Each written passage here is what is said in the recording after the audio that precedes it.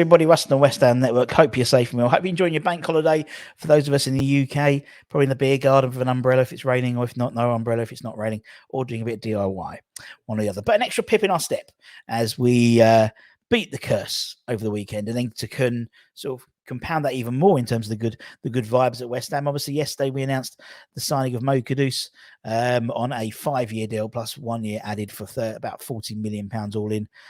Great interview with Chris and Anton Ferdinand as well, and great rap from friend of the channel, Governor B.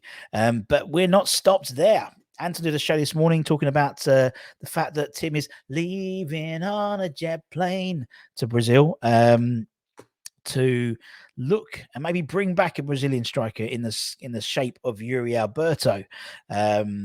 Don't know when you'll be back again. Hopefully Friday with a new striker. But it's not just Yuri. Apparently we're interested in when we're out there. As Rob Newman's got set up last year, the network with the likes of Corinthians, with the likes of Flamengo and stuff like that. Obviously Corinthians is Yuri Alberto, the Brazilian international. But we also are after another Brazilian international in the skies of Pedro. We spoke about Pedro before. In fact, Paqueta was with Pedro at Bruno Guimaraes' wedding at the beginning of the summer. So it was on Instagram and stuff like that. But apparently we are looking also at Pedro, about £26 million deal to bring him in, according to The Sun. Apparently he's the perfect foil for West Ham. Last year, I mean, he's got an excellent record for Flamengo, 94 goals and 197 appearances since returning from a brief spell with Fiorentina 3 years ago. Clearly forward is a striker, is a position we're looking at, and with Yuri Alberto potentially, with Pedro, it's not just two we're after, but several more, as we've got lots more stories for Hammer's headlines. Not just Pedro, not just Yuri Alberto, but apparently Dominic Solanke again. We sent scouts to scouts. That's what they do. What a fucking idiot! We sent scouts to scout. In terms of Solanke's game against Spurs at the weekend. Apparently, we also had West Ham scouts at the game last week as well, keeping an eye on the 25-year-old England international. Last year, he had 7 goals and 7 assists for Bournemouth, and he's already off the mark now in terms of goal contributions. So it's not so, we're looking further afield, but also we're looking, keeping an eye on the Premier League as well. Apparently, a bit of around 30 to 40 million was what we originally put in for him. I just, don't know how I feel about that one, in all honesty.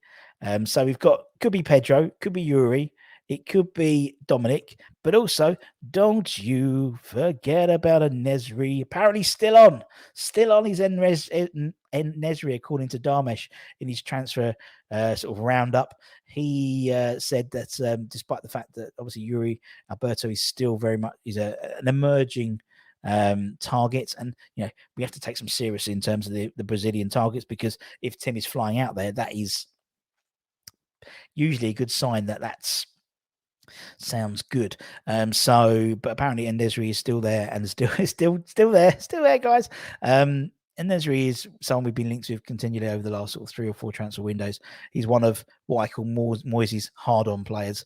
He's players he has a hard-on for, and Nesri is one of them. So yeah, it could be Nesri as well. So there's 4 potential targets there.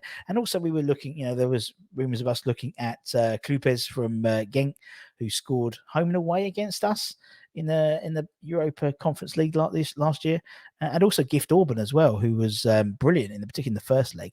Absolutely phenomenal player. So there's half a dozen options there for that centre forward in terms of who comes in. Does that mean some out as well? It could be. We're currently at 25 in terms of the squad, in our 25-man squad. So one in would have to be one out, and it, striker wise could mean Danny Ings, for example. Everton have been looking around for him. There looks like they're going to be signing Beto from Udinese soon, but they're looking at Danny Ings, obviously a reunion with Sean Dyche as well. So Stone Cold Steve Austin. Sorry, not Danny Ings, Stone Cold Steve Austin. So yeah, not him at all. But there's also, it looks like we're not stopped in midfield as well somehow, because apparently, according to Fabrizio Romano, West Ham are still in for the PSV Eindhoven midfielder, Ibrahim Sangare, who's someone who we've been linked with for quite a while, and very exciting player, very, very exciting player. He's a Ivorian international, and according to Fabrizio Romano, West Ham is firmly on our radar, but it won't be easy by all accounts. Lots of other clubs are after him, apparently. So I mean, he's a powerhouse. He's unstoppable in his day in terms of central midfield. He would be a blockbuster addition. Finding space for him, as well as the other 4 midfielders we brought in terms of Alvarez. No, 3 midfielders. Yeah, Alvarez, Ward-Prowse, and Mo Kudus as well. It's a crazy amount. It would suggest to me that there would be some movement out of the club in terms of that central midfield. Maybe, I don't want to say it, maybe Pablo Fornals, maybe Ben Rama, in terms of being able to accommodate for someone like Sangare coming in. I don't think we'll end up getting him. If he really wanted him, he would have probably been priority maybe over an Alvarez, maybe.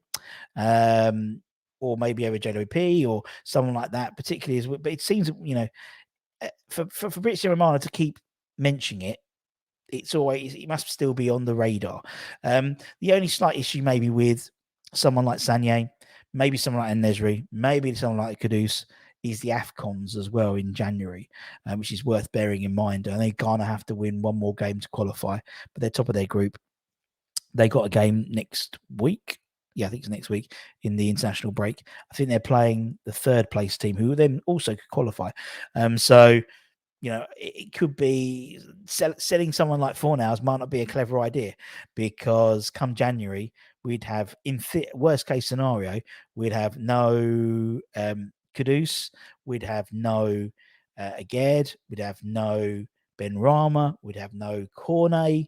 So we'd be 4 midfielders down. If we got Sangare, we'd be five players down. So in a busy January period, but it's worth keeping that in mind. Obviously, it's going to be a busy week this week. Lots to do this week, particularly Friday. It's the end of the transfer window, tick. Also, it's the Europa League group draw Friday afternoon, tick. And also, we play Luton 8 o'clock in the evening as well. So it's going to be quite hectic. So the only way you can make sure it's going to be a busy week this week, players coming in and out, I'm pretty sure, particularly when people, not just West Ham, but all the Premier League sides are looking at their 25-man squad, looking at what they can do and who they can move about.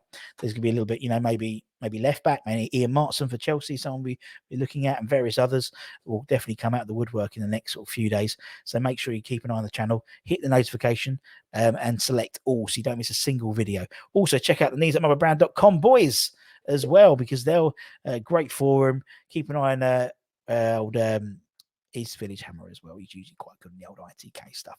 But until that, take care, stay safe, enjoy the rest of your bank holiday. It's only a 4-day week for us in the UK this week, so not too bad. And I'll see you guys very, very soon. Take care. Bye-bye.